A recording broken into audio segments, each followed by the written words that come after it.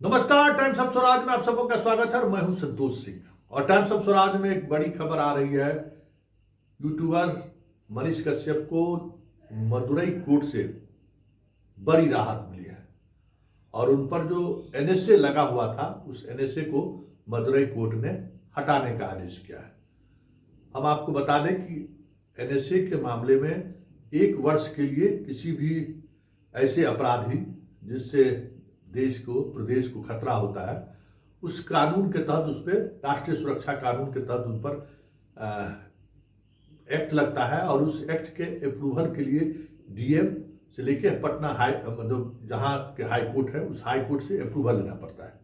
तो मनीष कश्यप के मामले में हाई कोर्ट का अप्रूवल मिला, प्रक्रियाएं चल रही थी, लेकिन हर 3 महीने पर जो भी जिसके खिलाफ ये लगता है उसका नियमावली है, वो एक्ट में ही है कि हर 3 महीने बाद उसका रिव्यू होता है। 6 महीने जेल में ये रह चुके थे। तीसरे टर्म 9वें महीने के लिए जब रिव्यू पिटीशन फाइल किया गया कि हमारे पिटिशनर पर कोई इस तरीके का एलिगेशन अब नहीं है, सभी मामलों में तमिलनाडु के सभी मामलों में इनको जमानत मिल चुकी है, इसलिए इन पर एनएसए हटा लिया जाएगा। मदुरई कोर्ट ने इन पर एनएसए हटा लिया। अब बिहार में जो इनके खिलाफ मामला दर्ज है उस मामले में अब इन्हें जमानत लेनी है। मतलब छठ के बाद ये किसी भी समय जेल से निकल सकते हैं। लेकिन बड़ा सवाल ये है, ये जमानत है, रिहाई नहीं है।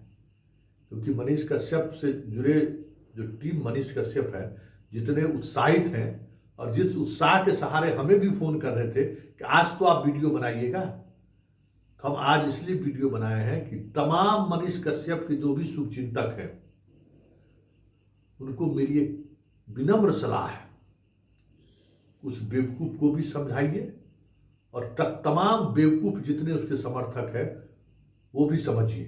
कानून कानून होता है, कानून से ऊपर कोई नहीं है। और मनीष कश्यप एलवीस यादव के सामने में इसकी क्या औकात है? कोई औकात है वर्चुअल वर्ल्ड में? अभी देखिए बीमार पड़ा हुआ है, डर से हालत खराब है।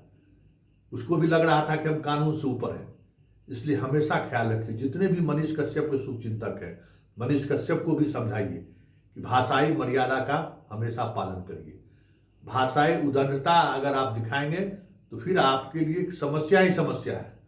और अब तो आप एनएसए में जेल रह चुके हैं। एक बात और सावधानी से सुन लीजिए, आप एनएसए में जेल रह चुके हैं 6 महीने तक।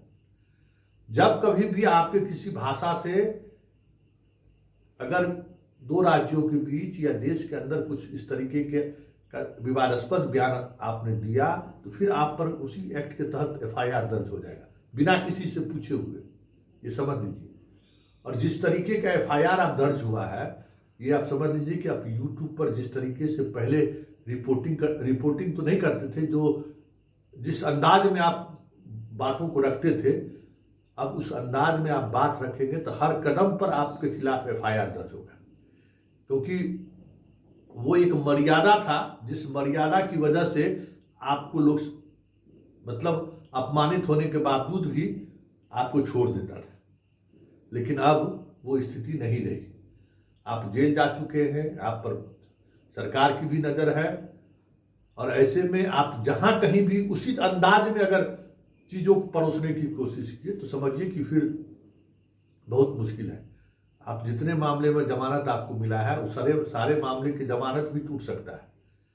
इसलिए हमारे तमाम उन दर्शकों को जो मनीष कश्यप के फैंस एंड फॉलोअर्स हैं, जो मनीष कश्यप के लिए मैं जब खबर चला रहा था उसके आदतन अपराधीपन को लेकर जब हम खबर चला रहे थे तो लोग मुझे फोन करके भी गाली दे रहे थे या फोन करके भी आग्रह बहुत सारी चीज़ें कर रहे थे। उन तमाम लोगों को हम फिर सचेत कर रहे हैं कि मनीष कश्यप को जमानत मिली है, मुकदमे में रिहाई नहीं मिली है।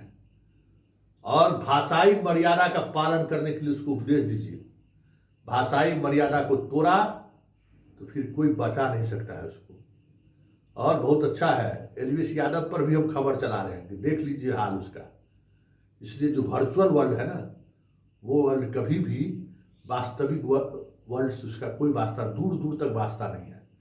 जो मिलियन में जो चीज़ें आपको दिखाई दे रही है ना, हमें लगता है कि 6-7 महीने में मनीष कश्यप को अपनी हैसियत समझ में आ गया होगा कि मिलियन का मतलब क्या है। आप जिस विचारधाराओं के सहारे लोगों को जोड़े रहे, वो विचारधारा से जुड़े हुए लोग भले आपके साथ जुड़े रहे, लेकिन अंतिम सत्य यही है कि आप कानून के ऊपर नहीं हैं, आप संविधान से ऊपर नहीं हैं, आपका कोई भी एक्ट ऐसा नहीं होना चाहिए जो कानून के दायरे में आता हो, तो वो गलत एक्ट हो जाएगा। इसलिए मनीष कश्यप की जल्द जेल से छुट्टी मिल जाए, जमानत मिल जाए, लेकिन मुश्किलें उनकी कम होने वाली नहीं है।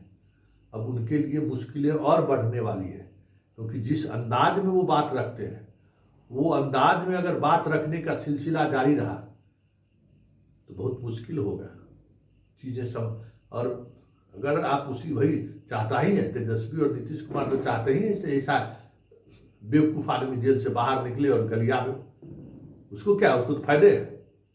इसलिए जितने चाहने वाले लोग हैं उनके लिए हम फिर कह रहे हैं कि बंदा जेल से निकले तो को 2-3 महीने जाकर अपना आराम से मानसिक जो विकृति है ना दिमाग में जो चल रहा है, जो चलता है, उसको को शांत मन से सोचने के लिए। चीज़ें तभी सही दिशा में जाएगी। अगर आपको लड़ना है सिस्टम से, सरकार से, व्यवस्था से, तो उसके लड़ने का तरीका है। गुंडई से आप लड़ नहीं सकते। स्टेट से बड़ा गुंडा कौन हो सकता है इस देश में? स्टेट से बड़ा गुंडा कौन हो सकता है? स्टेट जिसको चाहती है हैसियत बता देती है, लेकिन स्टेट से लड़ने का भी तरीका हमारे पुरखों ने दे कर गया है। जिसको तुम गाली देते हो, जिसको तुम दिन भर, जिसके लिए क्या क्या भाषा का इस्तेमाल नहीं करते हो, वही आदमी दुनिया को दे के गया है कि हम सिस्टम और सरकार से कैसे लड़ सकते हैं। उसको पढ़िए और उसका जो तरीका है उसी तरीका के सहारे आगे बढ़िए। नहीं तो इस एनएसए हटने से आप जश्न मना लीजिए, राहत मिलने वाली नहीं है।